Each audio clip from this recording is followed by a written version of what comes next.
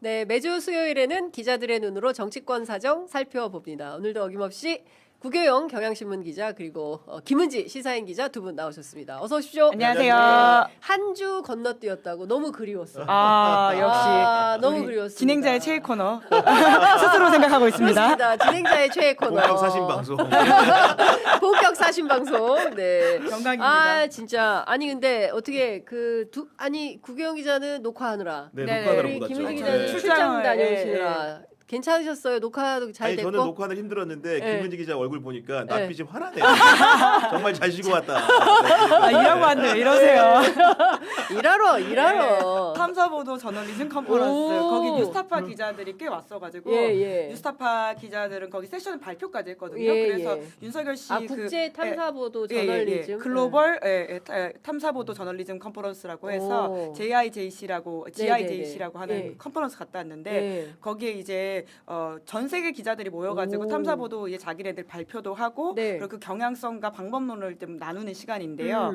뉴스타파 기자들이 세션을 이게 당해가지고 김용진 대표를 비롯해서 한상진 기자 등이 압수수색 영화를 틀고 어허. 거기에 대한 또 기자들의 그랬구나. 질의응답을 받았거든요. 예. 그러니까 우리의 어떤 지금 민주주의 위기와 그리고 기자들이 어떻게 지금 겪고 있는 상황에 대해서 다큐멘터리를 보여주니까 굉장히 또 기분도 새롭고 네. 그뿐만 아니라 우리가 얼마나 힘든 시기를 겪어왔는지를 예. 다시금 좀 느끼게 됐는데 전 세계 기자들이 어쨌든 탐사 보도에 상당히 관심 있는 예, 기자들이 많이 모였을 텐데 세계 기자들이 우리나라의 어떤 민주주의와 그러니까요. 언론인들의 이런 탄압에 대해서 어떤 평가를 제가 안 그래도 그 하던가요? 이야기 하려고 했는데 저희로서 너무 심각한 일이잖아요. 그러니까. 그래서 굉장히 이거에 대한 질문을 많이 할 줄 알았는데 네. 여튼 저희는 3시간 만에 시민들이 위대하게 제압을 그쵸. 했고 그리고서는 다시 일상을 찾아가지고 살아가고 있잖아요. 네. 그러니까 질문을 좀 덜 하는 거예요. 왜냐하면 그 나라 남미나 이런 데는 1년에 2번씩 쿠데타 일어나니까 나는 우리 얘기 좀 더 하고 싶은데 굉장히 오랜만에 난 거다. 네, 더 심각한 아프리카 남미 국가 기자들이 꽤 많이 왔거든요. 아프리카 그러다 남미. 보니까 이제 오히려 우리의 민주주의 회복력에 대한 감탄을 더 많이 하고 이 심각성에 대해서는 예. 본인들 이야기를 더 많이 하더라고요. 그러겠네요. 실제 남미 아프리카 우리보다 훨씬 심각하고 그쵸, 그쵸. 예. 그 나라 기자들이 부러워했을 것 같아요. 어떤 대한민국의 면에서는, 민도에 예, 대해서 예. 국민들이 다 맞습니다. 쏟아져 나와가지고 무도한 권력을 이렇게 맞습니다. 예. 퇴폐시키는 것에 대해서 그 힘이 예. 원천인 피플 파워에 대해서 되게 저도 예. 그런 부분들을 굉장히 좀 자랑스럽다는 이야기도 많이 했었고 예. 근데 진짜 세계사적인 큰 흐름에서 보면 우리가 굉장히 겪고 있는 일들이 그러니까 우리로서는 굉장히 심각하지만 또 전 세계 수준에서 보면 우리의 민주주의 수준이라든지 언론 자유 수준이 네. 굉장히 높다는 것도 좀 다시금 확인하게 되고 맞아요. 네, 그렇습니다. 네. 예. 저 같은 경우에도 예전에 그 트럼프 1기 네. 대통령 선거 복판에 미국의 이제 탐사보도 단기 연수를 다녀온 적이 있는데 그때 신문을 보니까 대부분 다 일방적으로 트럼프 검증만 있는 거예요. 그러니까 우리 같은 경우에는 기계적 균형을 그치. 맞춘다고 맞아요. 예를 들면 윤석열이라는 사람과 이재명 대통령이 붙었으면은 뭔가 고르게 균등하게 한다고 생각을 하는데 그런 모습을 보고 그 미국의 유수의 언론인 탐사보도 팀장한테 물어봤더니 네. 어떤 답이 돌아왔냐면은 당시 힐러리 클린턴이잖아요. 네. 힐러리 클린턴은 이미 검증이 많이 된 사람이다.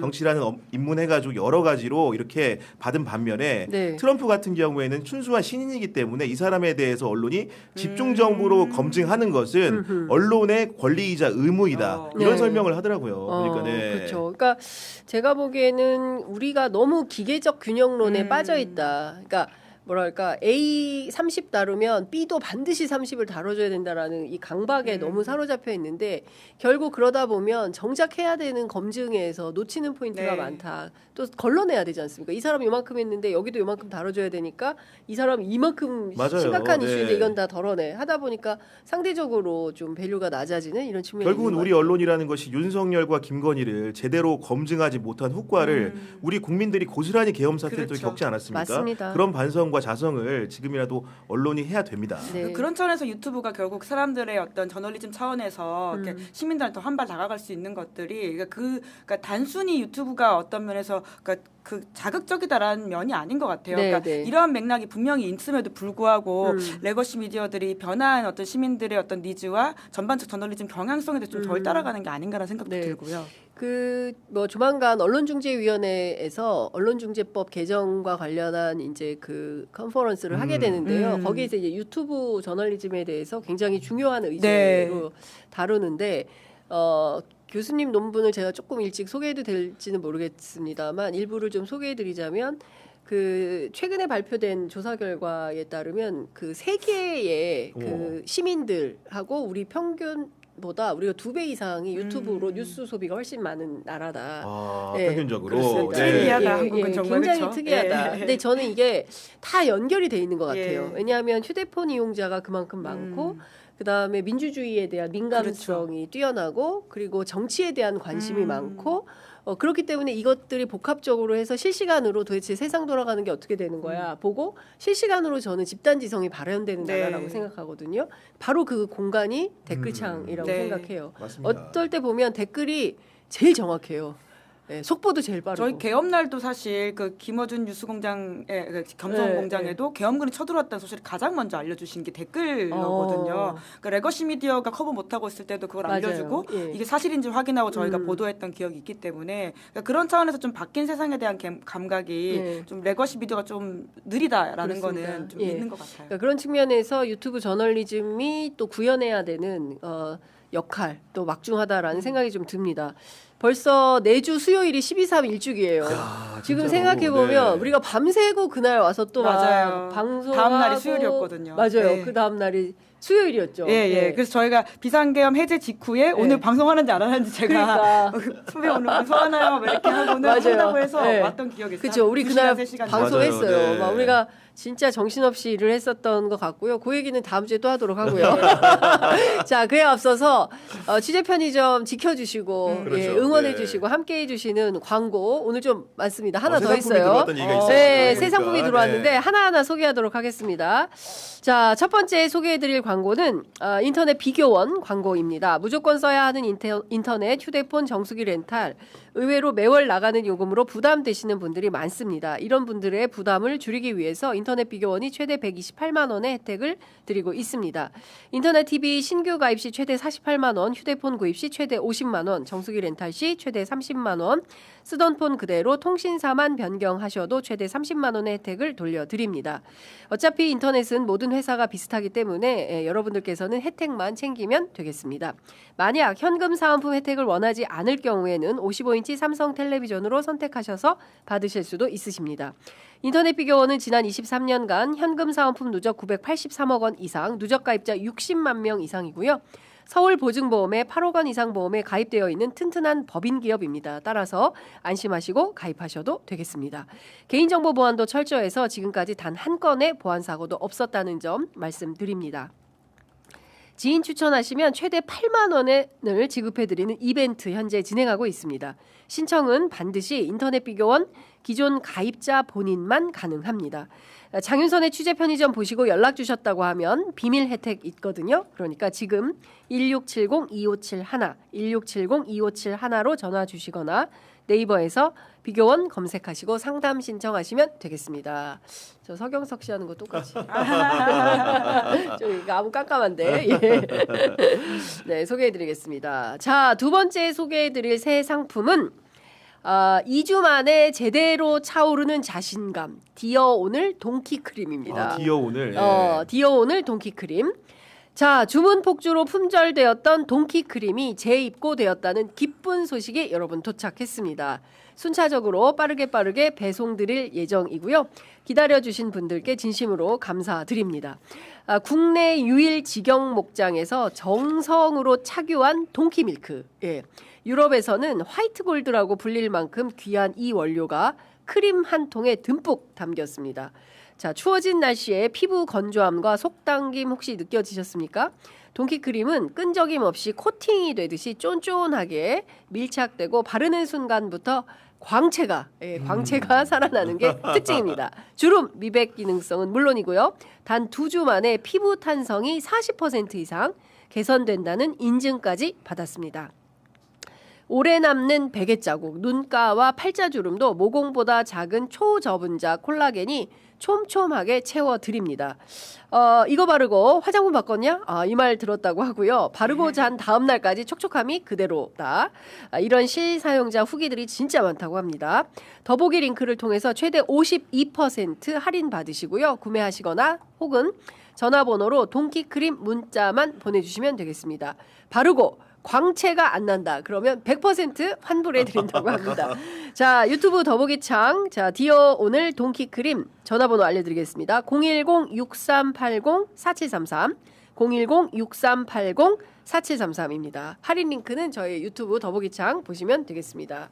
아니 그 사이에 저도 이제 김은지 기자 바르고 있는데 저도 그래요? 이제 오. 그 손등에 발라봤는데 네. 광채가 진짜로 안 바른 오. 부위와 바른 부위가 명백하게 다릅니다. 잘 광채가 모르- 나잖아요. 아, 그러네. 진짜 그러니까, 밑에 부분에. 성성국수. 네, 황홀할 일은 전혀 없다 보니까 네, 그렇게 보인다는 네네네. 것이고. 네. 그러네요. 진짜. 아 근데 진짜 광이 나긴 하네요. 오. 신기하네. 예, 오, 예, 진짜 그렇. 예, 예. 여기서 봐. 아, 어머, 김 기자 이쪽은 얼굴에도 발랐고 좀 이쪽은 바른 안 것 같은데 발랐고. 오늘 보니까 광채가 많이 나는데 다음 주에 지금. 한번 바르고 가보겠습니다. 네, 보니까 다음 지금. 주에는 바르고 오고. 네. 네. 아, 알겠습니다.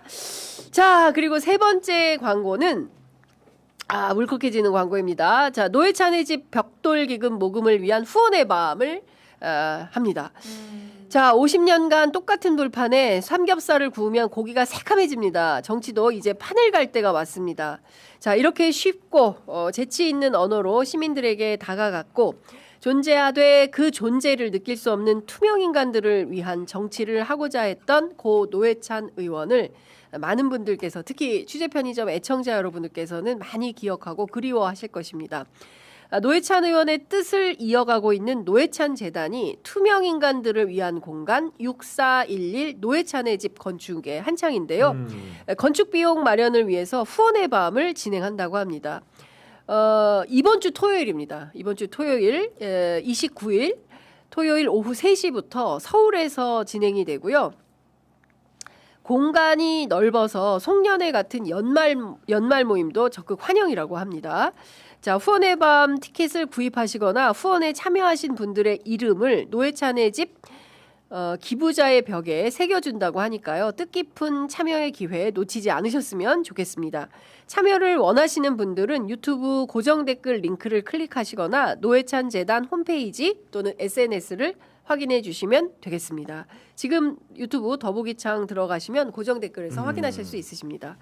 저희 취재 편의점도 갑니다. 네, 그 후원의 밤에 저희가 참석하려고 하고요. 그 유명한 1일 찻집으로 유명한 을지로 태성골뱅이. 예. 그러니까요. 네, 거기서 하기 때문에 애청자 어딘지 알거든요. 공간이 굉장히 넓습니다. 예, 야외고요. 오실래요? 네. 검토해보고 있습니다. 지금 일정과 함께. 네, 일정과 함께 검토해서 함께 오시면 좋을 것 같습니다. 네, 만나요. 저희 같이 만나서 노회찬 의원 그 회상도 하고 그분의 삶을 같이 좀 느껴보고 또 우리는 앞으로 어떻게 살 것인가를 좀 다짐하는 그런 기회가 되면 좋겠습니다. 정말로 요즘 같은 경우에 노회찬 없는 시대를 살고 맞아요. 있다는 게 정말 실감이 드는 게 뻑뻑해. 뭔가 정말 이렇게 안 풀리는 문제가 맞아요. 있을 때 정말 일갈할 수 있는 그렇습니다. 사람, 정치인 그런 분들이 많이 생각나고 아까 6411번 버스 같은 경우에도 서울 구로구 가리 공원인가요? 그 공원에 출발을 해가지고 그 강남을 지나서 개포 주공 아파트까지 이어지는 노선인데 거기에 타시는 우리 그 청소 노동자 어머니들에 대해서 투명 인간이라고 이렇게 표현하신 부분들이 여전히 많이 가르침으로 남아가지고 기억이 새록새록 납니다. 맞습니다. 요즘 같은 그러니까 그 당시에는 적폐청산이라고 하는 2018년, 17년의 이슈가 있지 않았습니까? 그러니까 똑같이 이제 그 당시에도 국민의힘이 사실 그 당시에 국민의힘 심지어 관련된 이슈를 사과를 하기라도 했었는데 지금은 계엄이라고 하는 더 엄청난 일을 저질렀으면서도 아직까지 사과 안 하고 있긴 한데 여튼 그러한 적폐청산과 관련돼 있는 문제에 있어서 국민의힘에서 계속 항의를 하니까 그 모기가 항의한다고 에프킬을 안 풀리냐 이런 일가를 내리시기도 하셨던 기억이 맞습니다. 납니다. 네, 그 손석희 아나운서. 네, 손석희 사장, 노회찬 대표, 그 다음에 박원순 변호사, 네, 세 분이 동갑이세요. 네. 맞다, 그렇죠. 네, 그래서 하여간 그 전성기 때 세 분이 참 그 한 시대를 풍미했던 상황인데 지금 손 사장님만 남아 계시네요. 네, 하여튼 여러 가지 생각이 드는 아침입니다. 네, 자, 저희가 본격적으로 얘기를 좀 해보도록 하겠습니다. 어제부터 진짜 막 그냥 뚜껑이 바로바로 열리던데 김건희 씨가 V0가 맞았네. 야, 진짜. 법무부 장관한테 실시간으로 명태균 수사 그렇죠. 보고를 받았던 것은 아닌가라는 의심을 하게 되는 단서를 조은석 특검이 찾아냈습니다. 그러니까 기본적으로 이제 법무부에 있는 그 하급 간부를 통해서 그런 일을 했다는 것 때문에 그렇죠. 의혹이 있어가지고 어떻게 보면은 지금 우리가 법무부 장관의 수사 지휘권을 행사한 거냐 마냐의 여부를 가지고 예. 굉장히 어설픈 논쟁을 하고 있는 와중인데 윤석열 정부 때는 정말로 이 어설픈 게 아니고 적나라한 개입과 그러게요. 지휘가 있었다는 생각이 예. 드는 것이고 네. 심지어는 그런 개입과 지휘의 시발점이라는 것이 윤석열도 아니고 김건희였다니 네. 얼마나 더 놀라운 일이 아닐 수가 없는 상황인데 이게 명태균 문제뿐만이 아니고 예. 심지어는 본인 사건과 관련된 상의도 했을 것으로 추정이 되는 부분들이 있는 거고 네. 심지어는 오늘 한겨레 신문 보도를 보면 김정숙 여사 수사는 왜 안 하냐 예. 예를 들면은 그리고 이제 예를 들어 이재명 대통령의 그 부인인 영부인에 대해서도 왜 수사를 안 하느냐 이런 식의 그런 논거들을 제공했다라는 거 아니겠습니까? 명백한 불법적인 행위인 것이고 이 부분에 대해서는 내란 특검의 수사 기간이 얼마 안 남았지만 해결을 못 한다고 한다면은 추후에 경찰청 국가수사본부에서라도 반드시 바통을 이어받아서 제대로 명명백백하게 밝혀야 된다고 봅니다. 그러니까요. 진짜 김건희 씨의 악행은 어디까지 이어지는가? 끝이 없다. 이 두 내외의 기행과 악행은 파도 끝이 없다. 진짜 그렇죠. 양파 부부다라는 생각이 좀 드는데 그 다 떠나서 법무부 장관이 이렇게 행동하는 것도 좀 기이한데 이 사람 구속영장도 기각이 되고 네. 참 이거 어떻게 해야 되나 싶은 생각이 좀 드는데 김은지 기자 어떻게 보세요? 그러니까 두 차례나 영장이 기각되지 않았습니까? 심지어는 그 영장 사유에 보면, 그러니까 기각 사유에 따르면 지금 혐의를 다투고 있다는 취지에 그러니까 네. 본건으로 갔을 때도 무죄가 나올 가능성이 있다라고 하는 판단을 지금 영장재판부가 하고 있기 때문에 거기에 네. 대한 우려와 걱정들이 굉장히 많아지고 있는 건데요. 그러니까 윤석열, 김건희 사실 우리가 김건희 씨가 이렇게 했을 거라고는 지레짐작했던 부분도 있고 이랬을 거다라고 많은 또 근거들이 나와 있었기 때문에 네. 김건희 씨가 V0였다라고 하는 사실이 또다시 확인됐다라는 게 솔직히 말씀드리면 그렇게 놀랍진 않다라는 생각이 드는데요. 맞아요. 제가 가지고 있는 문제의식은 그런데 이러한 상황이 아주 증거로 명백하게 나왔을 때 보통 검찰에서는 왜 의프렉스에 글을 쓰지 않느냐라고 하는 것이거든요. 예. 아니 그렇게 지금 검사의 수사권이 중요하고 수사지휘권의 어떤 법적 체계가 중요하다고 이야기했던 분들이 그 집단으로 항명 사태까지 이렇게 않았습니까? 네. 이거는 사실 명확한 증거들이 심지어는 지금 대장동 사건 관련해서는 정성호 장관의 어떤 지시 체계라고 하는 것이 증거로서 나온 것들이 없습니다. 그러다 네. 보니까 지금 이 상황이 잦아들게 된 것도 굉장히 커 보이는데요. 근데 이거는 문자가 나왔고 그 지금 굉장히 지금 여러 가지 직접적인 증거들 심지어 이 문자가 작년 5월이었는데요. 그러고 나서 기사를 찾아보면 작년 6월달에 검찰에서 김종숙 여사 인도 출장 의혹 사건 재배당이라고 네. 하는 보도들이 나오기 시작합니다. 네. 그러니까 그 한 달 후에 정말 다시금 뭔가 움직였다라고 하는 그러니까 5월 것들이 15일 있거든요. 날 문자 주고받고 나서 그 다음에 즉시 샤넬 자켓에 대한 수사가 그랬죠. 본격화되었다. 그렇습니다. 네, 네. 프랑스 관련된 인사도 예. 부르고 뭐 이런 예, 식으로 예. 했었었는데요.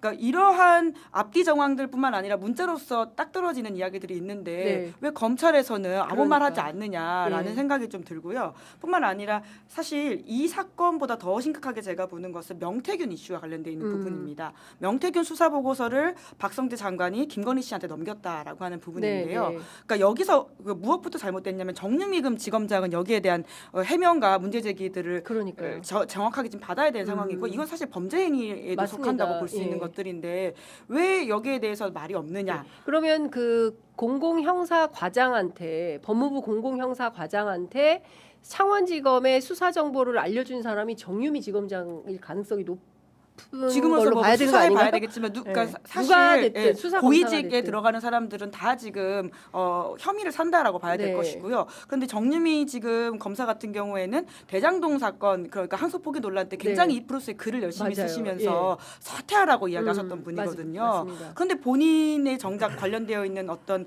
논란과 관련해서는 어떤 이야기를 할 것인가? 자꾸 이런 것들이 반복되다 보니까 사람들이 선택적인 반발이다, 선택적인 정의다라고 그렇습니다. 하면서 검찰의 어떤 행동에 대해서도 신뢰하지 않고 있는 근데 거잖아요. 여기서 포인트가 어떤 거냐면은 사실은 각급 검찰청에서 중요한 사건이 발생하면은 원래 법무부에 보고하는 장치가 있기는 합니다. 네. 다만 이제 박성재 지금 그 전 장관처럼 그 쉽게 법무부 간부를 통해서 일선 검찰청의 수사 보고를 계속 실시간으로 받았다고 한다면은 그 보고를 하는 주체는 그 사건의 성격을 알겠죠. 그렇죠. 그럼 당연히 사견이 개입됐다라고 생각할 수밖에 없는 것이고 은연중에 명시적으로 이 사건을 이렇게 하라고 하지 않아도 누가 보더라도 명태균 사건은 김건희가 연루됐을 가능성이 거의 100% 이상인 상황에서 그렇죠. 예. 수사를 하는 지휘부나 검사가 자율적이고 독립적으로 사건 판단을 할 수가 있겠습니까? 예. 결국 실시간으로 보고를 받았다는 것은 일정적으로 구두적인 명시적인 개입이 아니라고 할지라도 수사를 하는 사람들을 위축시키는 행태가 될 수 있기 때문에 그것만 가지고도 철저한 부분에 있어서 직권남용의 소지가 있다라고 봅니다. 그러니까 다 떠나서 이거는 명백한 수사 개입. 그리고 대통령도 수사 개입하면 안 되는데 심지어 그냥 사인인 개인, 김건희 예, 씨가 아무것도 아닌 예. 사람이 검찰 수사에 자기 사건과 관련해 꼬치꼬치 캐물었다는 거잖아요. 예? 내 사건 어떻게 돼가고 있어요라고. 그러니까 법무부 장관 입장에서는 처음에는 기가 막혔겠지만 여사 실세인 사실 정권의 실세인 김건희 씨로부터 연락이 오는데 외면할 수는 또 없었을 거 아니에요. 그러니까 사실 그것도 알아봐. 처음부터 기가 막혔는지 아니면 이러한 상황들을 염두에 두고 장관 면접을 보신 게 아닌가라는 의심까지도 드는 게 장관 면접을 김건희 씨가 했어요. 지금 저희 방송에 나오셨던 박성태 실장이 그러니까 네. 딱 그 박성재라고는 이야기하지 않았는데 네. 그러니까 장관 면접까지도 김건희 씨가 봤다라는 의혹에 대해서 이야기를 하시더라고요. 이제 그런 차원에서 그러니까 주요 그 내각 관료들의 면접까지도 김건희 씨가 관여했다라고 한다면 장관이 되는 사람 귀에 그런 풍문이 안 들어갔을 리가 없고 네. 그러니까 기가 막혀가지고는 처음엔 놀랬지만 이걸 들어줬다라기보다는 네. 애초에 그런 걸 해줄 수 있는 사람을 장관으로 선임한 게 아닌가라는 의심이 저는 좀 들기도 하고요. 네. 이제 그런 차원에서 면밀히 좀 이들의 공범성에 대해서도 좀 봐야 된다라는 생각은 그러니까 듭니다. 공적 기능은 완전히 망각한 가운데 김건희의 사적 조직으로 내각이 그냥 시녀처럼 움직였던 네. 거 아니야? 라는 생각이 드네요. 왜냐하면 그 김건희 씨 같은 경우에는 이제 과거에 윤석열 검찰총장 시절에 네. 한동훈 검사장과 수차례 메시지를 주고받았다라 그렇죠. 카톡 수백 개. 차례죠. 예. 예. 그러니까 그때만 하더라도 이게 뭐냐에 대한 논란들이 예. 있었는데요. 그러니까 이 모든 것들을 종합해서 보면 김건희 씨의 사적 지시라고 하는 것들이 꽤 오랜 동안 통용되어 왔고 그 통용되었던 것들이 점점 뭐라고 할까요? 단계를 올라가다 보니까 김건희 씨 스스로도 이것까지도 할 수 있다고 믿었던 게 아닌가라는 의심이 듭니다. 그러니까 네. 진짜로 보면 이게 사실은 한동훈 그 전 대표와의 문자 메시지라는 게 공개가 됐잖아요.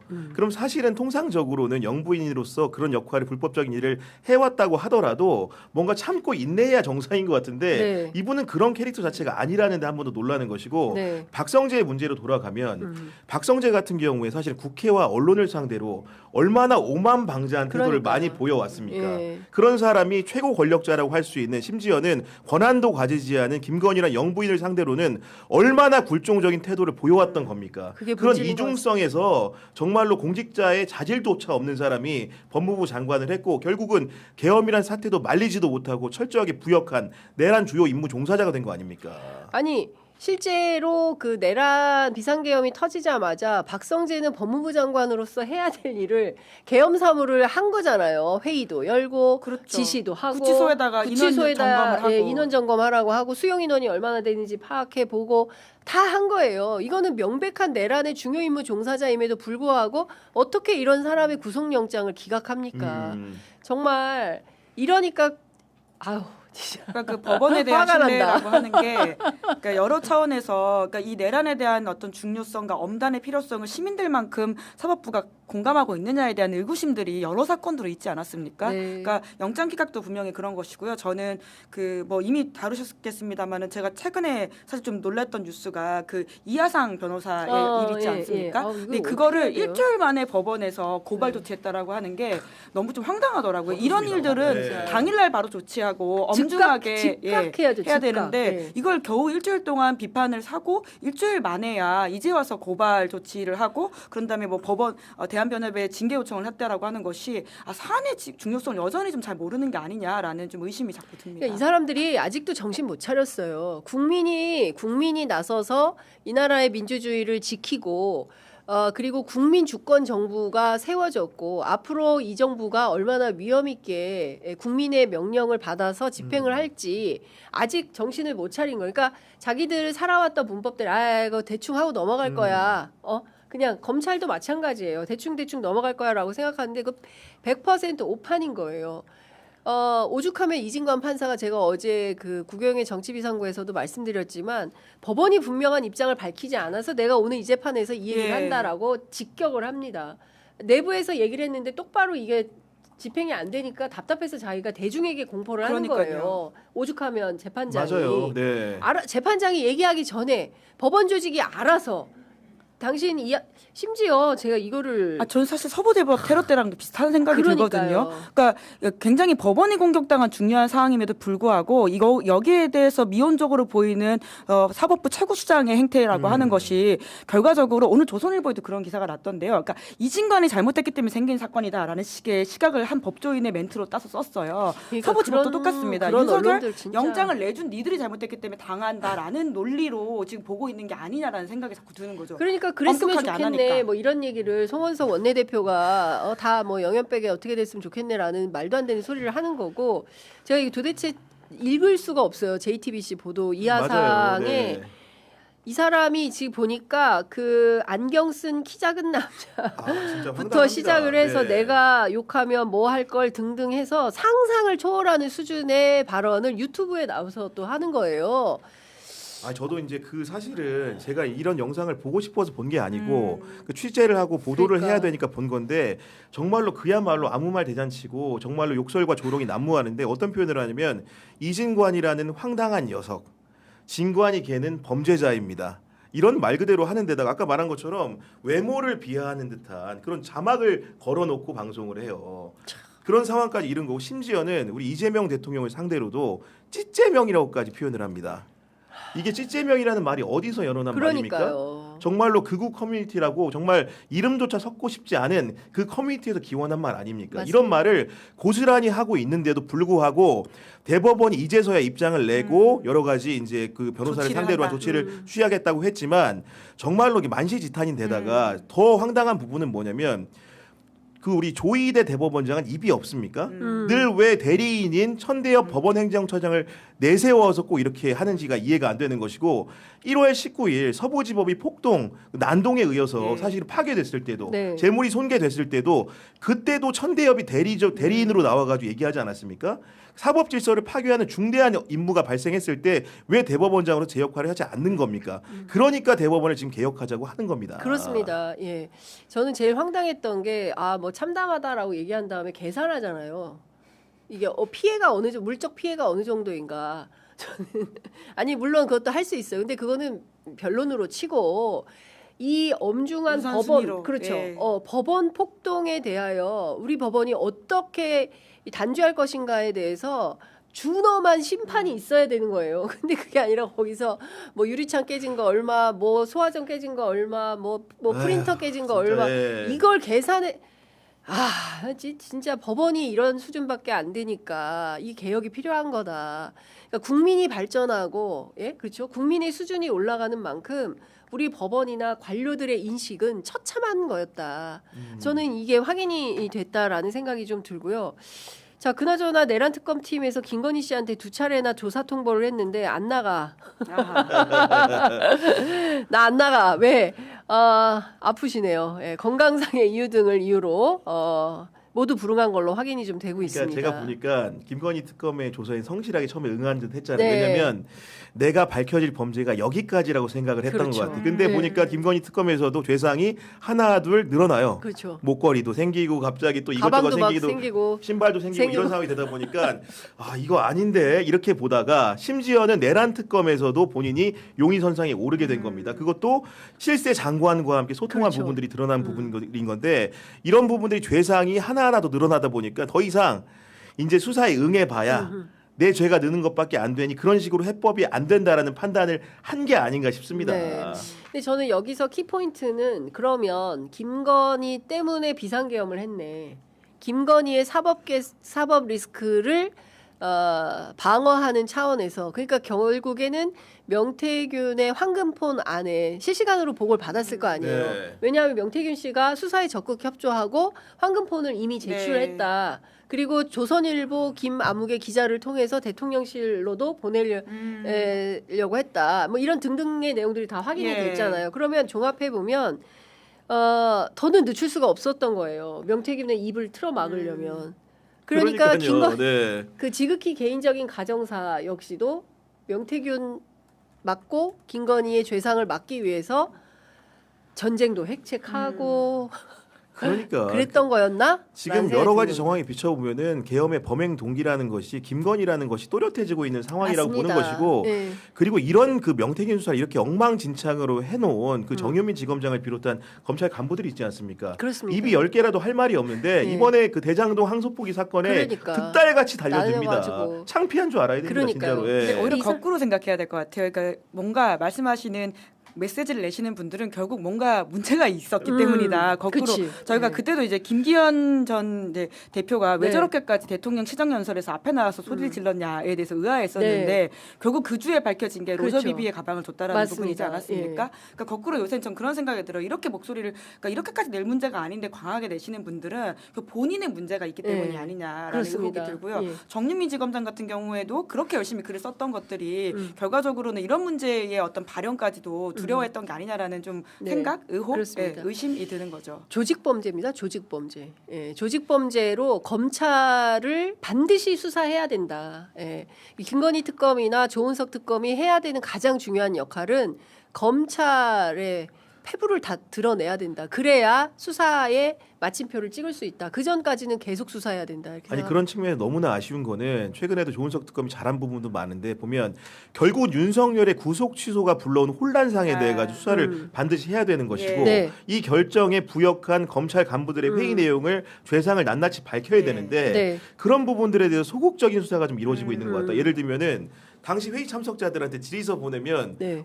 안온하게 답변을 제대로 하겠습니까? 안 하죠. 당연히 불러서 조사해도 모자란 상황인데 그렇죠. 마무리하는 단계에서 이런 식으로 소극적인 수사를 한다는 것은 좀 진위를 좀 의심케 하고 있다. 결국은 윤석열 구속 취소의 진상은 언젠가 밝혀질 것이고 반드시 새로 규명을 해야 됩니다. 그렇죠. 이 부분이 아무리 지금 12월 14일 날 수사 끝난다고 하더라도 여전히 지금 18일 남은 겁니다. 그 기간에라도 적극적인 수사 행태를 보여달라. 미완의 수사가 있다면 경찰이 바통을 이어받아서 하면 된다. 이렇게 좀 철저하게 좀 했으면 좋겠습니다. 예를 들어서 이제 12월 14일 날 이제 내란 특검, 뭐 김건희 특검 뭐 이렇게 쭉쭉쭉쭉 마무리가 다 되면 이게 검찰로 가지 않고 국수본에 가도록 되어 있어요. 특검법상. 네. 그러니까 경찰이 이제 소환합니다. 그럼요. 예, 네. 저는 만약에 특검팀에서 좀 그 자기 선후배들 봐주기 하려고 대충 뭉개고 넘어가도 저는 경찰이 명운을 걸고 수사할 거라고 봐요. 예, 경찰 국수본 앞에 포토라인에 전직 검사장 이상들 네. 서서 조사 받게 될 거다. 결국 그렇게 될 거다 생각합니다. 김봉식 경찰청장이 네. 왜 계엄을 윤석열 씨가 일으켰냐에 대해서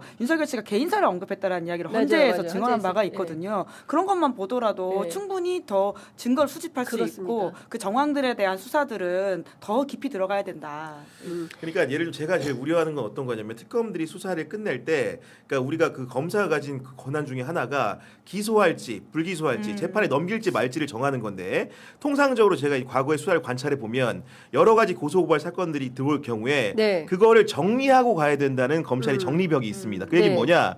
실제로 수사를 했는데 아니라고 결론을 내려주는 것도 결론인 거거든요. 쉽게 얘기해서 불기소 처분하기로 했다. 네. 무혐의 처분하기로 했다고 그쵸. 하는 건데 그게 예. 만약에 수사가 미진한 상황임에도 불구하고 특정 의혹에 대해서 그런 식의 결론을 내려주면은 사실상 면죄부가 되는 겁니다. 네. 그렇기 때문에 계속 수사를 할 수 있게 이첩을 해야 되는 맞아요. 것이지 예. 여기서 매듭을 지으면 안 된다는 경고를 꼭 드리고 싶습니다. 맞습니다. 맞습니다. 안 된다. 예, 그렇습니다. 끝까지 이 범죄 일당, 조직 범죄 일당을 소탕하는 그날까지 예. 저 구경의 정치비상국 계속 할 거죠. 김은지의 뉴스인도 할 거죠. 그럼요. 열심히 살펴야죠. 저희 취재 편의점도 열심히 하겠습니다. 예, 저희들이 살아있는 한 요 범죄 안 묻습니다. 예, 끝까지 파헤쳐서 다 보도하겠습니다. 한덕수 전 총리에 대한 재판이 시작이 됐고요. 증거조사하고 나서 특검이 구형할 예정인데 이진관 부장판사 재판 시작하기 전에 또 한 말씀 하셨습니다. 예, 이번 사건과 관련해서 법정 질서 위반이 있었고 연이은 사태에 대해서 재판부 보호 조치를 위해서 취해준 대법원과 중앙지법에 감사 인사를 드린다. 약간 미스코리아처럼 인사를 했어요. 그러면서 자 앞으로도 법정 질서를 유지하고 헌법과 법률에 따라 공정하고 신속한 재판이 되도록 노력하겠다고 밝히면서 재판부로서는 최선을 다하고 있고 한번 지켜보시라. 말씀드린다라고 덧붙였습니다. 그러니까 이게 대단한 게 아니라 사실은 되게 보통인 그러니까요. 거거든요. 근데 우리가 이 되게 상식적인 행동에 감탄하는 이 무너진 법원에 대한 그러니까, 신뢰라고 하는 네. 게 사법부 스스로 좀 돌아봐야 된다는 말씀을 굉장히 드리고 싶은데 그 박용현 한겨레 칼럼니스트가 논설위원이 되게 잘 써주셨더라고요. 그러니까 우리가 이 법정에 지금 건의가 무너진 거에 화가 나는 거는 그 재판장에 대한 건의가 무너져서가 아니라 이 재판의 대상은 우리 국민이기 때문입니다. 그렇습니다. 내란의 피해자는 국민이고 결국 국민들이 이 상황에서 옳았고 어떤 피해를 겪었는지를 잘 증명해내는 게 그 형사재판의 핵심이고 그렇기 때문에 이들을 모욕하는 것은 국민을 모욕하는 일이라고 인식하고 사법부가 대응을 해야 되는데 그게 아니라 그냥 이진관 개인이 뭔가 모욕당했다라는 식의 인식을 가지고 사법부가 제가 뭔가 좀 진행을 이상하게 했겠지라는 식의 생각을 하는 게 얼마나 이 상황을 잘못 판단하고 있는지를 보여주는 김은지 거죠. 기자가 저는 굉장히 중요한 포인트를 지적했다고 생각하는데요. 그렇게 인식하도록 만드는 게 언론입니다. 네. 언론이 지금도 오늘도 이렇게 쭉 보면요. 개혁의 발걸음으로 나아가려고 하는데 끊임없이 보수 언론들, 소위 이제 중도를 표방하고 있는 언론들마저도 뭐 위법 논란이 있을 거야, 뭐 위헌 소지가 있어, 그러니까요. 끊임없이 흔들고 있어요. 그러니까 저는 우리 언론이 중심을 똑바로 잡았다라면 이 내란 세력, 내란 수괴, 김건희 이런 사람들이 비상계엄을 감히 어떻게 일으킵니까? 국민들이 저렇게 눈을 똑바로 뜨고 보고 있는데 감시하고 있는데 어디서 비상계엄을 일으킵니까? 그런데 언론이 봐줘. 검찰은 우리 편이야. 야 사법부 조의대 내가 임명했어. 까딱없어. 내가 원하는 세상으로 갈 수 있어. 다 비켜. 예? 국민 무서운 줄 모르고 감행한 결과 이렇게 된 겁니다. 그런데 여전히 거기에 부역하고 있는 우리 언론들 아니 그리고 저는 우리 언론들 오늘도 이제 조간신문을 봤습니다마는 아니 무슨 뭐 개혁만 하면 베네수엘라예요. 그러니까. 듣는 베네수엘라 정말로 기분 나쁠 것 같습니다. 베네수엘라 대통령 한 말씀 하셔야 될 것 같아요. 정말로 그 코리아 언론에 조선일보는 대해서. 기자들이 베네수엘라 뭐 연수라도 한번 가봤나? 그 나라가 가봤을 어떤지 거야. 알고 얘기하는 그러니까. 건지 모르겠고 뭐 법조계 사람들이 불러주는 말을 커트 처리를 그냥 했던데 그대로. 뭐만 하면 베네수엘라입니까 이게? 정말 그게 이해가 안 가요. 진짜. 자 그런 차원에서 우리 베네수엘라 한번 가서 현장 라이브 방송 예, 한번 합시다. 그러게요. 베네수엘라 사람들은 코리아 언론에 대해서 어떻게 어떻게 생각하는지 생각하는지. 한번 예. 물어봐야 될 것 같다 생각이 예. 좀 되고요.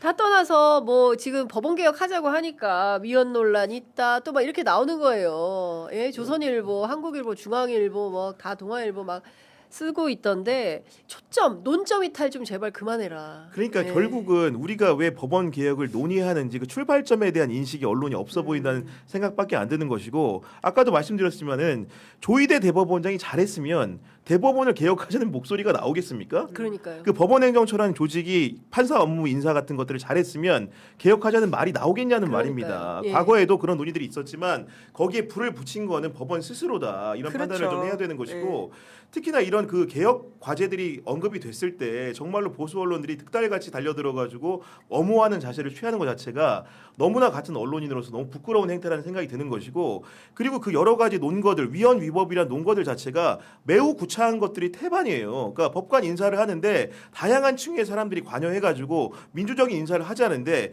지금의 대법원장이 모든 걸 결정한 인사 시스템이라는 것이 독재적인 것이지 그런 수평적인 인사 시스템이라는 것이 민주주의에 반하는 겁니까? 그러니까요. 엉뚱한 논거를 대면서 마치 비민주적이고 법관의 권리를 침해한다고 얘기하는데 일선 판사들의 의견도 제대로 한번 들어봤으면 맞아요. 좋겠습니다. 예. 대법원이나 법원행정처 공보관 얘기만 듣지 말고 예. 정말로 일선에 있는 판사들이 어떤 생각을 하고 있는 건지 판사회의를 주체들한테 물어봐서 실제로 이런 인사 시스템 법원장을 우리 손으로 추천할 수 있는 시스템을 만든다면 어떨까를 그들에게도 물어보고 마이크를 달라. 네. 그 기자의 머릿속에서 내가 예. 알량하게 몇 년 출입했던 법조 기자의 그런 여러 가지 경력 커리어만 가지고 아는 판사들에게만 물어보지 말고 모르는 판사들에게도 좀 물어볼 수 있는 권리를 좀 가져라. 행사해라. 이렇게 말하고 싶습니다. 구교용 박수.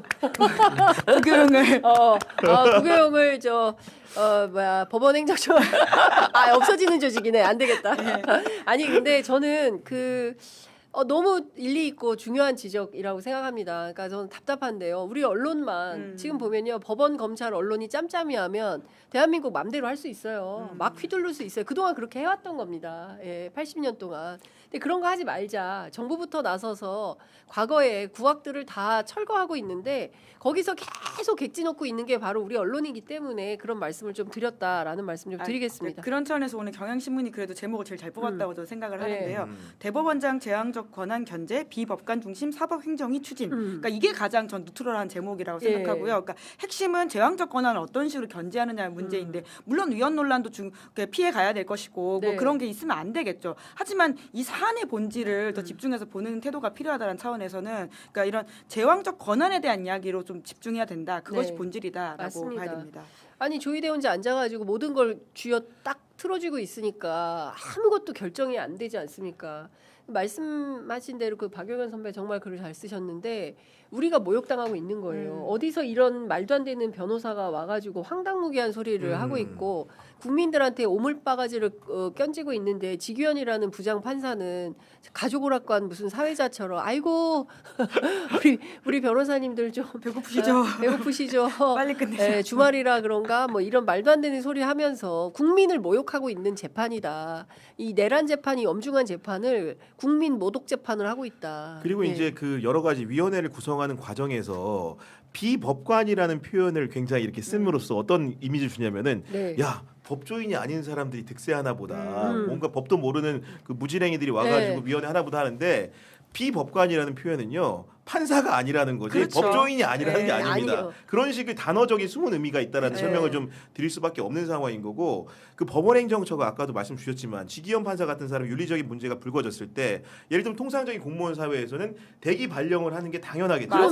그리고 네. 조사를 해보고 문제가 없으면 복귀를 하는 겁니다. 통상적인 인사조치와 다른 인사조치를 법원행정처가 하고 있지 않습니까? 그렇기 그렇습니다. 때문에 그 인사를 못 믿겠다는 게 우리 국민적 인식인 것이고 그렇죠. 그렇기 때문에 그 인사 제도를 바꿔보자고 제안을 하고 있는 겁니다. 아니 한 번에 300만 원어치 술값을 냈다는 거잖아요. 이것도 법원행정처의 윤리감사관실에 조사하고 다른 내용이에요. 맞아요. 거기서는 170이라고 했는데 특검이 확인한 바에 따르면 300이라는 거잖아요. 그럼 이 간극은 도대체 어떻게 된 공수처. 거예요? 네네. 아 공수처.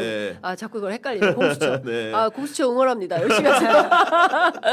아니 그러면 이거 확인해 봐야 되잖아요. 근데 그런 게 아무 말이 없어요. 네. 그냥 침묵으로 일관하면 없던 일이 됩니까? 아닙니다. 아니죠. 예. 맞아. 그리고 이번에 나온 그 개혁안 중에서 더 중요한 부분이 그 퇴임 법관의 네, 그 5년 동안 5년 수임을 동안. 너무 이야기한다라고 중요합니다. 저 하는데요. 너무 잘했다고 생각해요. 그러니까 정관 예우와 관련해가지고 우리 사회에 굉장한 여러 가지 비리 문제들이 있지 않습니까? 그러니까 저는 정관 로비지 이걸 예우라고 쓰면 안 된다는 주장을 하고 있는 사람인데 그런 차원에서도 되게 중요한 법안들인데 이런 네. 걸 다 빼버리고 이제 마치 이 베네수엘라 타령만 하는 것이 과연 이 적절한 태도이냐에 네. 대해서는 실제로 이 사법부에 대한 개혁에 관심 없는 태도라고 봐야 되겠죠. 싫은 거죠. 예. 자 뒤집힌 마우스님, 세 분 아이고, 기자님들과 네. 함께 끝까지 가겠습니다. 응원합니다. 너무 감사합니다. 네, 너무 네. 감사드립니다. 진짜 예. 너무 감사합니다. 예.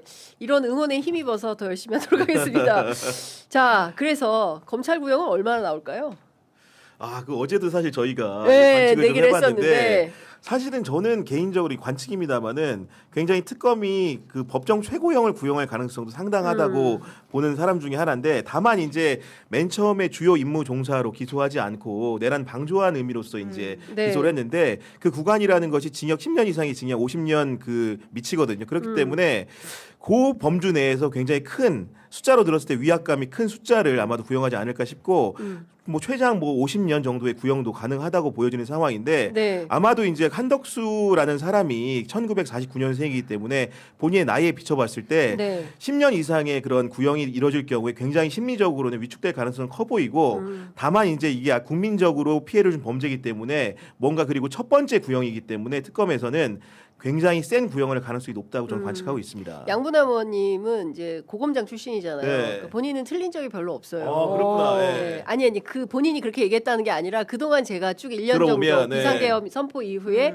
예측하는 대로 거의 다 100% 맞았어요. 무기. 이야. 그러니까요. 무기징역. 세게 할 것 네, 같다니까요. 무기징역 보니까, 네. 구형한다. 김은지 기자님은 어떻게 보세요? 저는 사실 뭐 구형은 그렇게 안 중요한 것 같고 선고가 예, 중요하다. 그래서 저 개인적인 생각과 바람을 섞어서 이야기를 해보자면 법정 구속이 되지 않을까라는 생각이 듭니다. 네네. 그러니까 한덕수 전 총리 같은 경우에는 살면서 단 한 번도 그러한 삶을 살아오지 않은 분인데요. 심지어는 영장도 법카와 기각되지 관용차. 않았습니까? 예. 이제 그런데 여튼 단기적으로 이걸 반성하지 않는 태도를 보이는 것에 대해서는 대해서는 그 재판부가 굉장히 엄격하게 판단하고 있는 것으로 알고 있고요. 그런 차원에서 보면 어떤 형이 나오든지 간에 우선 단기적으로는 법정 구속을 통해 가지고는 이 어떤 반성을 이끌어내려고 하지 않을까. 그리고 그런 게 나오는 게 되게 중요하다라는 생각이 좀 들긴 합니다. 네. 그러니까 한덕수 사실은 전 총리의 그 법정 증언이라는 것을 국민들이 영상으로 보고 얼마나 어떤 생각을 하셨겠습니까? 기본적으로 대부분의 그런 명확하게 증거가 있는 영상이 있는 행위에 대해서도 네. 기억이 나지 않는다고 하고 심지어는 보니까 제가 영상에 나온다는 식의 예. 말도 안 되는 기도 안 차는 발언을 하는 상황인데다가 심지어 국민들에게 정중하게 사과하는 것도 아니고 기억이 부족해서 국민께 부끄럽다라는 취지의 말을 한다는 것 자체가 궤변 아닙니까? 이런 사람이 국정 2인자로 있었으니 네. 윤석열이 그렇게 활개를 치고 엉뚱한 짓을 해도 말리지를 맞습니다. 못했구나라는 네. 생각이 거듭 들면서 네. 공직사회 경종을 울리기 위해서라도 양분남 의원님의 의견에 적극적으로 동조하는 바입니다. 보니까 네. 그러니까 그런 분이 평생 공직에 있었다는 거고 정권이 바뀌어도 한덕수는 데려다가 총리를 시켜서 일을 했던 거예요. 그러니까 친일파가 일을 잘해서 계속 시켰다라는 논리하고 똑같은 건데 우리 역사에서 이런 것은 절대 허용돼서는 안 된다라는 생각이 좀 듭니다. 자, 그리고 대한변협이 그 감친한동 변호사들 징계는 하겠다고 나섰는데 징계를 할까요? 어떻게 전망하세요? 당연히 이제 절차상으로 안 할 수가 없는 환경이 되는데 우리가 네. 법조 3륜이라고 하거든요. 법원, 검찰 그 변협인 건데 쉽게 얘기하면은 네. 직역으로 따지면은 변협이 이런 문제는 더 먼저 나섰어야 됩니다. 그렇죠. 언제까지 법원과 검찰이 결정하면 후행적으로 우리도 이렇게 하겠습니다라고 하겠습니까? 변호사가 스스로 자기 권리를 주장을 해야 되는 것이고 본인 직역에서 생긴 문제이지 않습니까? 일반 국민들이 변호사에 가지는 법감정이라든가 이런 것들을 신뢰를 깎아먹는 행위를 했기 때문에 대한변협이 먼저 깃발을 들고 징계를 했어야 마땅하다. 네. 그럼에도 불구하고 대법원에서 왕하니까 여기서도 왕하는 모습은 정말로 개탄스럽다는 생각이 듭니다. 네. 어떻게 보세요, 김은지 기자님은? 그 말씀처럼 너무 늦었죠. 사실 이건 첫날부터 나와야 될 메시지인데 이제 네. 와서 결국 저희 같은 사람들이 이거 문제 있다라고 계속 이야기하고 심지어는 일주일째. 이진관 부장이 직접 나서서 그렇죠. 메시지를 내는 상황이 되니까 온 예. 것이잖아요. 그러니까 스스로를 존엄하게 생각하지 않는 사람은 남한테도 존엄하게 못 대접받습니다. 아니 이런 일이 벌어졌을 때 사실 명분도 있고 내용도 있고 모든 걸 갖춰줬는데 이걸 직접 빨리 나서서 이야기하지 않는다라는 게 네. 가지는 문제점에 대해서 좀 아프게 스스로 좀 돌아봐야 된다고 생각합니다. 네. 그리고 그 이하상 변호사가 여러분들 많이 이제 알고 계시겠지만은 검사 출신이에요. 그러니까. 검사 출신 변호 쉽게 얘기하면 전관 변호사이기 때문에 네. 변협이 더 적극적으로 나서도 안무무방합니다. 예. 그런 상황인 것이고 심지어 하나도 못하면은 이분이 또 대기업에서 이제 법무 업무도 오래 하셨다는 것 임원으로. 그러니까 이런 부분을 만날 때 정말로 예. 정말 뭐랄까요? 정말로 여러 가지 생각이 교차합니다. 만감이 교차합니다. 그러니까요. 근데 그 변협 관련해서 이제 제가 국회 법사위 추미애 위원장실을 통해서 몇 가지 좀 확인을 했는데요. 이거 아무데도 나오지 않은 단독입니다. 네. 역시 또 취재 전선. 네. 아니 근데 이게 좀 걱정인 게 대한변협 수뇌부가 쿠팡에 연루된 사람이 모두 5명으로 확인이 된다는 거예요. 그러니까 무슨 얘기냐면 저는 몰랐는데 대한변협의 간부들이 급여가 없다네요. 저도 뭐 정확하게 그래서, 사정은 모르지만은 그래서 겸직이 가능하다는 거예요. 예. 그래서 그 주요 보직자들이 기업에 약간의 로비스트 같은 그런 기능과 역할을 예. 하는 매우 심각한 문제가 있는데 사실 국회 안에서 이 얘기를 했는데 워낙 내란, 김건희 특검 막 뭐가 많으니까 이게 그냥 지나가 버린 거예요. 언론에서 잘 주목받지 못하고. 그래서 저희 취재 편의점을 통해서 이 얘기를 하고 제가 사실은 실명으로 다 받았습니다. 내용을. 예, 내용을 싹 받았는데 고발할까 봐. 너무 힘들어 지금 상대가 재판. 변호사니까요. 그러니까 지금 5명. 싹 다 변호사들이어가지고 이 5명이 한꺼번에 걸면 이게 매우 힘들 것 같다. 안 그래도 지금 저 박상용 검사 재판 중이고요. 한동훈 대표 지금 재판 중입니다. 그래서 2개 재판이 있는데 이것까지 하면은 트리플 재판 너무 힘들 것 같다. 그래서 제가 실명은 보도하지 않겠고요. 우리 우리 민한 기자님들께서 취재해 주시기 바랍니다. 예, 이 대한변협의 이 쿠팡 연루자들이 5명이 누군지 그리고 예. 이 사람들이 대한변협 안에서 무슨 역할을 하고 있는지 이거 취재해서 보도해 주시기 바랍니다. 경향신문 시사인에 네네. 부탁드리겠습니다. 아니, 근데 제가 저희 취재 편의점 여기까지만. 이거는 여담인데 그 저희 이제 그 시청자분께서 장윤 선배 나오는 걸 늘 유심히 보니까 네. 장윤 선배께 취재한 내용을 전달할 때 네. 늘 자주 쓰는 표현이 있는데 제가 취재한 바에 따르면 이게 늘 이렇게 나오면 그렇죠. 그 얘기가 나오면 너무나 귀가 즐겁다고 아, 그래요? 이런 말씀해 네. 주시더라고 보니까. 옛날에 네. 서정우 변호사가 따라했어요. 저는 정치 전문 기자는 아니지만 저도 취재를 해봤어요. 예, 저 때문에 예, 평론가들이 취재하기 시작했다. 자부심이 있습니다. 네. 예. 중요한 포인트는 대한변협이 이런 방식으로 오염되어 있다고 한다면 이 대한변협 어떤 변호사들의 이익도 중요하지만 변호사들의 윤리도 굉장히 중요한 아니, 과제 그럼요. 아니겠습니까? 네. 이 윤리에 엄격해야 그 공조직으로서의 어떤 그 뭡니까 위험이 있는 겁니다. 근데 그게 없으면 이 사람들 완전히 이익단체 아니야? 그런 사람들이 왜 모든 주요 그 공공기관 임명하는데 대한변협이 한 명씩 들어갑니까? 지금 생각해 보면요 특검 임명할 때도 추천권자 중에 하나가 대한변협이에요. 네. 그래. 근데 이런 이익 관계자들이 들어가서 자기 이익에 예를 들어서 생각해 봅시다. 지금 보면 상설특검이 최근에 관봉권 추천권, 띠지, 예. 관봉권 띠지하고 뭡니까 저기 쿠팡 문지석 네, 검사, 문지석 검사의 그 수사외압 사건 의혹에 이 사건에 대해서 특검을 임명하는데 대한변협의 특검 대한변협의 그 쿠팡 관계자들이 있어요. 그럼 이게 이런 사람들이 추천을 해요. 그럼 됩니까? 물론 이번에 대한변협에서 추천한 분이 꼭 그렇다라는 게 아니고 전혀 상관이 없는 분을 추천한 걸로 저는 알고 있습니다. 그랬겠죠, 그럼에도 당연히. 불구하고 이 조직의 순수성이 그렇죠. 그렇다면 예. 이거는 국회 법사위원장인 추미애 의원실에서 확인한 겁니다. 제가 네. 확인한 게 아니고요. 다시 한번 말씀드립니다. 중요한 그래서 부분이죠. 제도적 개비가 분명히 필요한 것 같고. 아니 중요한 건 대한변협 다 끼잖아요. 대한변협 추천이 다 껴요. 헌법재판관, 대법원장, 여러 가지 추천 대법관 경로에 이 추천 3명이기 때문에 경로에 들어갈 겁니다. 반드시 아마도. 들어가요. 예. 그런데 이렇게 오염되어 있다. 이런 분들이 추천한다. 이거 문제 있지 않습니까? 네, 법조 기자님들 취재해 주시기 바랍니다. 제가 당부 드리겠습니다. 자, 어쨌든 너무 심각한 이 이하상 변호사 제가 막 옮길 수가 없어요. 너무 끔찍한 주장을 하고 있어서 그러니까요. 예, 문제가 매우 심각하다라는 말씀을 좀 드리면서 오마이뉴스의 단독 보도가 있어요. 뭐죠? 이거 하나 좀 네. 다루고 갑시다. 임성근 예. 임성근 사단장의 동선과 관련해서 수사외압 직후에 김건희 윤석열 휴가지 방문했다라는 진술을 확보했다고 합니다. 최혜병 특검팀이 이게 저도에 갔냐 안 갔냐. 예. 저도에서 봤다는 사람이 있는데 맞아요. 그런 소문이 있었었죠. 있었어요. 예. 그랬는데 안 갔다. 간 적이 없다. 이렇게 주장을 했는데 오마이뉴스가 직접 확인한 바에 따르면 임성근 방문 대비를 지시받았다. 어디가? 저도 경비 해병대가 관련해서 이제 조사된 내용이 나오고요. 진해기지 사령부 조리병 예. 조리병이 진술했습니다. 임성근 저도에서 봤다. 조리병이 봤어요. 딴 사람도 아니고. 예.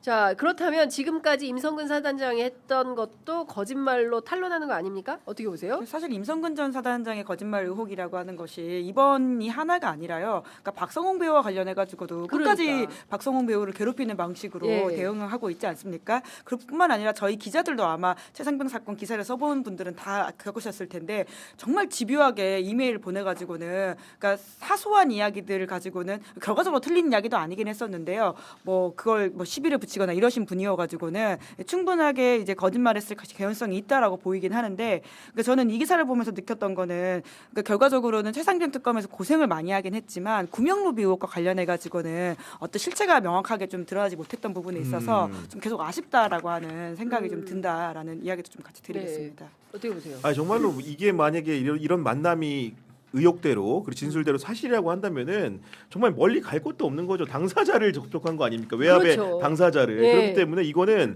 수사 여하에 따라 가지고 굉장히 중요한 키가 될 수 있는 부분이고 이 역시도 보면 최혜병 특검이 사실상 기소를 마치고 네. 지금 정리 수순인데 이런 부분들이 확인됐다고 한다면 이 부분에 대해서도 당연히 수사를 진척을 더 시켜야 된다고 봅니다. 이 정도의 진술이 있다고 한다면은 진위 여부는 가려야 되지 않겠습니까? 그 방금 나온 최상병 특검 소식인데 네. 그 오동훈 처장을 비롯해서 공수처 관계자 5명을 불구속 기소한다고 합니다. 그러니까 그 당시에 수사를 방해했던 혐의와 관련해서 송창진 부장검사를 비롯한 2명에 대해서는 김성규였나요? 2명 네. 영장이 기각된 바는 있는데 여튼 이 혐의를 계속 묻고 법적 처벌로 가겠다라고 하는 것이 최상병 특검팀의 네. 의지인 것 같습니다. 네. 자 그리고 네. 요 얘기 좀 해보겠습니다. 오늘 김선교 의원 있지 않습니까? 예, 양평 고속도로 특혜 출석했죠. 저 공흥지구 개발하고 또 하나 있죠. 하여튼 양평의 개발 특혜 네. 의혹과 관련해서 김선교 의원이 김건희 특검팀에 출석해서 지금 현재 조사를 받고 있다고 하는데요. 이 양평 공무원 사망 사건도 너무 이상해요. 중간에 보좌관이 만났어요. 접촉을 했어요. 예. 사망 당일에. 예. 그러니까 이거는 대단히 뭔가 냄새가 나는 사건이다 이렇게 보여지는데 어떤 내용이 좀 나올지 추가로 나오는 대로 좀 보도해 드리도록 하고요. 자, 비상계엄 1년인데 국민의힘 메시지가 뭐가 나오고 있습니까? 장동혁 대표가 무슨 입장을 낼까요? 사과와 반성할까요?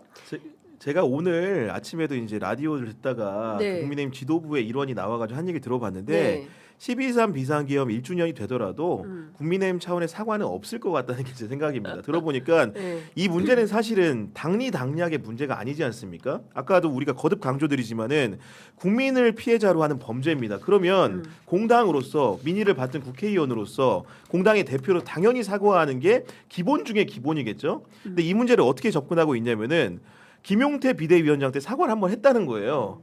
그렇기 때문에 거듭 사과하는 게 기본적으로 우리가 정치적으로 승리하는데 굉장히 방해 요인이라는 인식을 하고 있는 것 같아요. 그러니까 네. 국민 대다수의 인식과는 괴리된 소수의 극우적인 사고 방식을 가진 지지자들만 보고 정치를 하겠다는 것이고 결국 그런 파국에 이르는 상황이기 때문에 12월 3일이 되더라도 장동혁 대표의 사과를 보기는 어려울 것 같습니다. 네, 방금 전에 제가 그 보좌관이 당일날 사망 당일에 만났다고 했는데요. 당일은 아닌 것 같습니다. 특검팀에 따르면 그 김 의원의 보좌관은 그러니까 이분이 10월에 예, 10월이니까 그 전에 2차례 정도 만난 걸로 확인이 된다라는 말씀을 수정해서 전해 드리도록 하겠습니다. 자, 그리고 국민의힘 관련해서 김재원 최고위원이죠. 이분 오랜만에 등장하시는데 계엄 사과 이미 세게 했다. 또 하면 내부 분열된다. 이런 말을 했어요. 그러나 나경원 의원 같은 경우에는 이런 입장을 또 피력했습니다. 아무래도 동작이 지역구라서 그런지 계엄 탄핵으로 국가적 비극이 초래됐다. 국민께 100번이고 사과해야 된다. 이제 이런 주장을 했습니다. 그렇군요. 네, 또, 나경원 의원은 또 그러니까 이게 오늘 조선일보 인터뷰인데요. 근데 네. 이거 잘 봐야 됩니다. 제가 봤을 때는 12월 3일 장동혁 대표 메시지가 요 정도로 나올 거라고 보는데 이게 계엄과 탄핵이 잘못됐다는 게 아니라 계엄과 탄핵으로 국가적인 혼란이 초래된 것에 대해서 사과드린다라고 하는 것이거든요. 그러니까 이게 약간 말장난 같다고 저는 아침에 느꼈는데 참나. 그러니까 이렇게 이야기해서 정확하게는 12월 3일 비상계엄과 탄핵으로 이재명 민주당이 무기력하게 정권을 내준 것만으로도 우리 당은 국민께 100번이고 사과해야 한다. 그러니까 이 사과라고 하는 것이 계엄 자체에 대한 사과라고 보기 좀 어렵습니다. 그게 무슨 사과했다라고 수차례 뭐 국민의힘에서는 지금 주장하고 있지 않습니까? 네. 그런데 박정훈 의원 자당 의원이 잘 지적을 했던데요. 일본이 한국에 과거사 사과했다라고 했을 때 국민들이 받아들이냐 그런 거랑 똑같은 것이다. 지금 국민의힘이 사과인 사과라고 하는 것이 국민들이 받아들이게 사과라고 안 느끼는데 이걸 사과했다고 주장하면 안 된다는 취지의 글을 이야기를 했더라고요. 그러니까 지금 사실 나경원 의원이 하는 것도 그런 차원의 이야기인 거죠. 사과인 듯 사과 아닌 사과라고 하는 것인데 12월 3일 장동혁 대표 메시지도 딱 요 정도 톤이라고 저는 좀 예상하긴 합니다. 이제 말장난 그만했으면 좋겠습니다. 국민의힘은 사실은 이제 정권을 몇 번 창출했는데 보십시오. 윤석열 중도 탄핵됐죠. 네. 박근혜 중도 탄핵됩니다.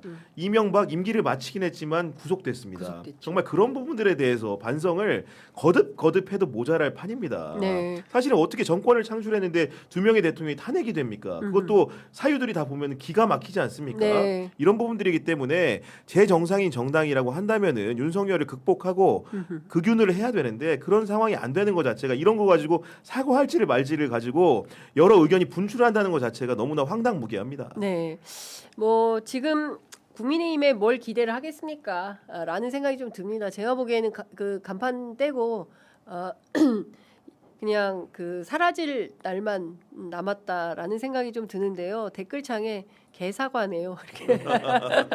그리고 또 이 기사를 유심히 봐야 되는 게 그 미묘하게 프레임을 잡고 있는데요. 12월 3일이 공교롭 교도 추경호 의원에 대한 구속영장 실질심사 결과가 나올 가능성이 높은 날이라고 합니다. 네. 12월 2일에 영장 실질이 있고 아마 이제 자정 넘어갈 때 결과가 나오기 네, 때문인데요.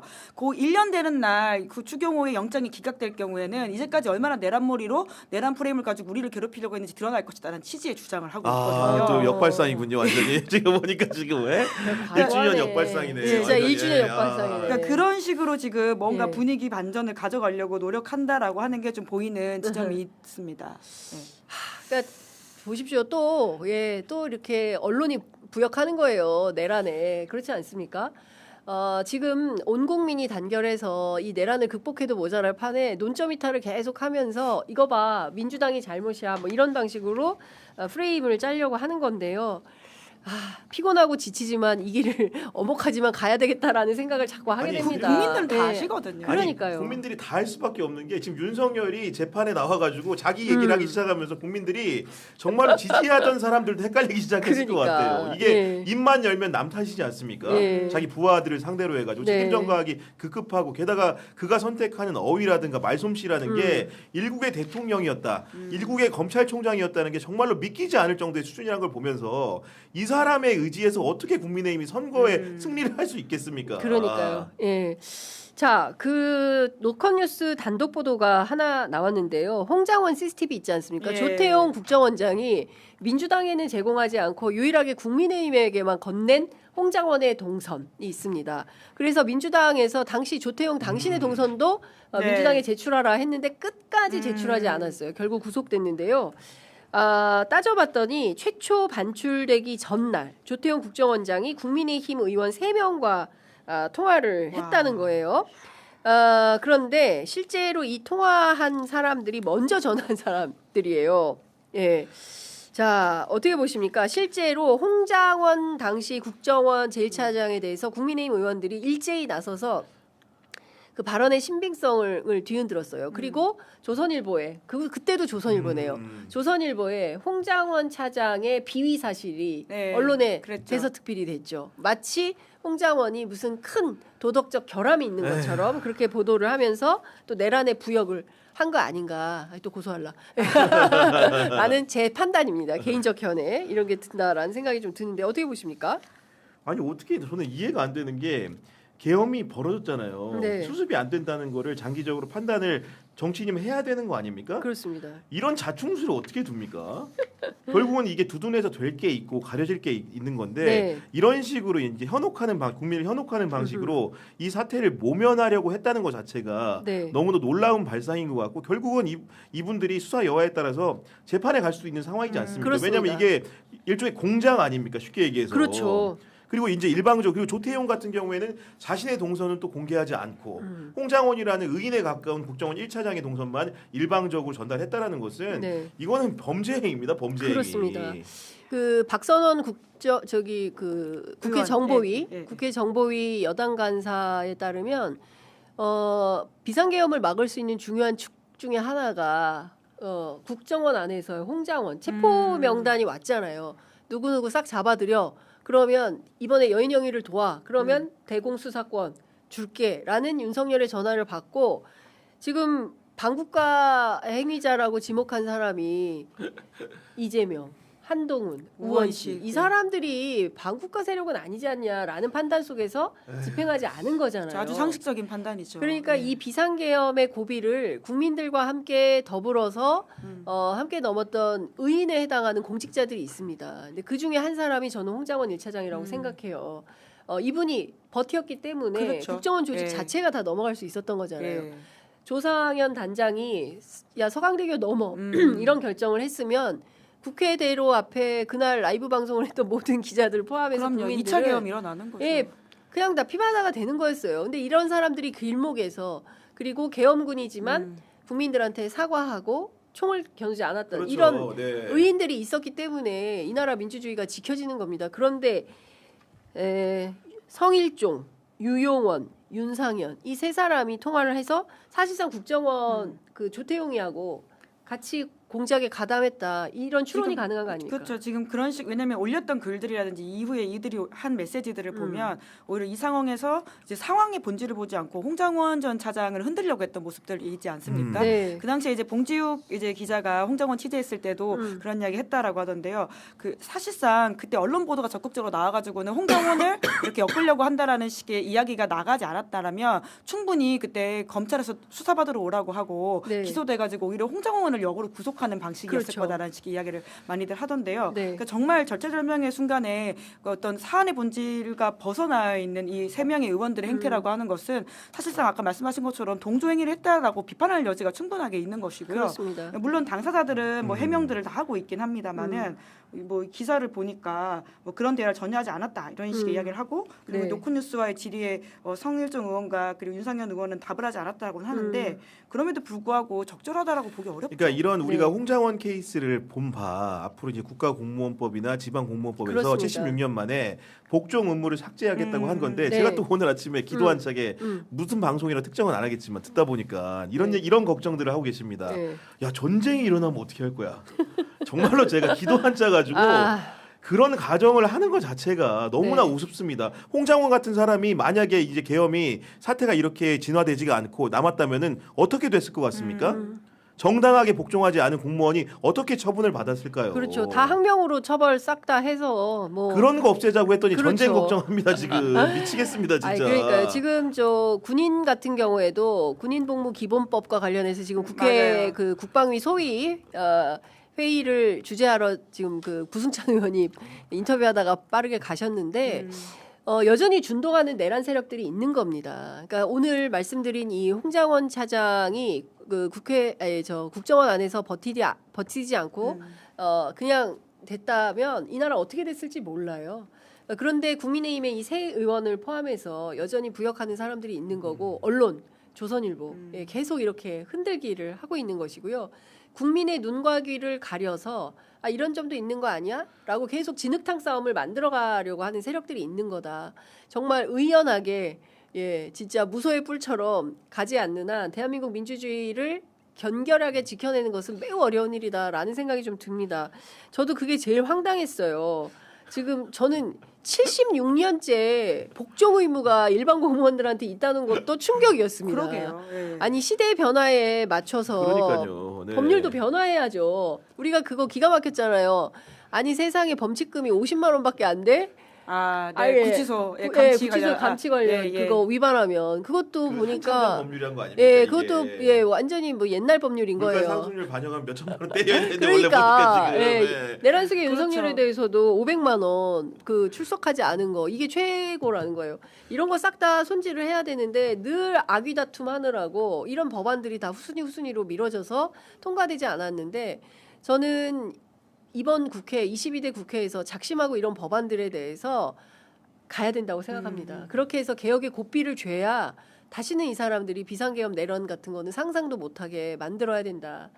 그러려고 우리가 지난 겨울에 키세스가 돼가지고 몸이 꽁꽁 얼어가지고 길바닥에 나 앉았었다라는 생각이 좀 듭니다.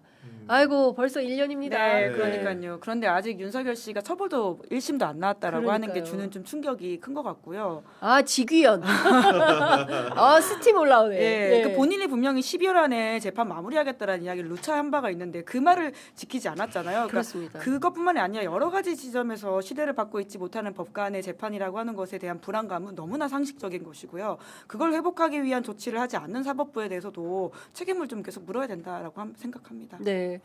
지귀연 조이대. 아, 이 난관을 네. 우리가 어떻게 뚫고 갈 것인가. 근데 결국은 정치의 몫이다 생각합니다. 그렇죠. 예, 더불어민주당이 조금 더 전열을 정비해서 여러 가지 뭐 이슈들이 있지만 그거 좀 후순위로 미루고요. 지금 꼭 해야 되는 거 내란 특별재판부, 그다음에 내란 특검, 그다음에 이 3대 특검 마무리됐는데 이후의 수사 어떻게 모니터할지, 그다음에 사법개혁 이런 거. 그리고 저는 사법개혁 홍보를 좀 잘했으면 좋겠는 게 어떤 거냐면 지금 어차피 이재명 대통령 임기 중에 대법원장이 바뀌거든요. 예. 제일 편한 방법은 말 바꾼 다음에 우리 하고 싶은 대로 하면 되는 겁니다. 그 기득권을 포기하는 게 사법개혁이라는 설명이 따라야 되는데 그러네요. 그런 설명이 불충한 게 좀 아쉽다. 음. 이 사법개혁의 어떻게 보면 가장 큰 피해자는 이재명 정부일 수도 있어요. 그렇죠. 왜냐면 바꿔서 얼마나 손쉽게 요리할 수가 있습니까? 조희대 같은 사람 세운다고 예. 치면은 예. 그런 상황을 기득권을 포기하는 거 아닙니까? 기득권을 포기하고서라도 법원을 바꿔야 된다는 의지라는 것들이 그 순수성을 국민들에게 보여준다면은 네. 국민들도 따르고 뭔가 동의할 것입니다. 그렇습니다. 그러니까 조금 더 민주당이 그 해설 그리고 이거 의미 기술적인 어떤 그쵸. 문제들이죠. 예. 저 언론 기술을 좀 쓰세요. 그래서 잘 설명하면 기자들이 또 알아듣고 잘 씁니다. 예.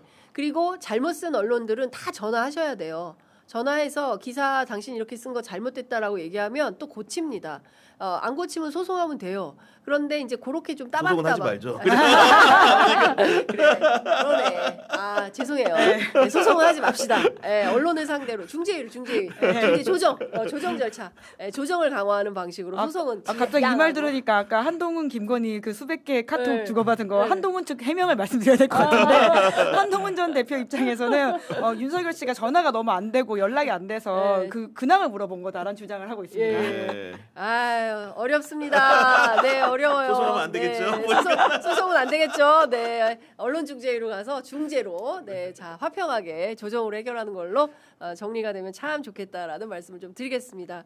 아유 두 분도 사실 12.3 비상계엄 견디느라 너무 고생하셨는데요. 저희가 다음 주에는 국회 잔디밭으로 이야. 시원하게 시원하게 비오면 어떻게 합니까? 이거 시원하게 비 맞으면서 합니까? 비 오면 우산 쓰고 시원하게 패딩 저희가 입고 오겠습니다. 패딩 입고 시원하게 겨울에 칼바람을 맞으면서 다시 한번 키세스가 되어서 그날의 기억들을 다시 온몸으로 다시 한번 회상해 보도록 하겠습니다. 하필 수요일이었네요. 하필 수요일이에요. 다음 주에는 국회 저희가 잔디밭에서 김은지 국회의원 두 사람과 만나도록 하겠습니다. 자 오늘 두 분 말씀 정말 잘 들었습니다. 고맙습니다. 감사합니다. 감사합니다. 다음 주에 든든하게 입고 오세요. 네. 네 고맙습니다.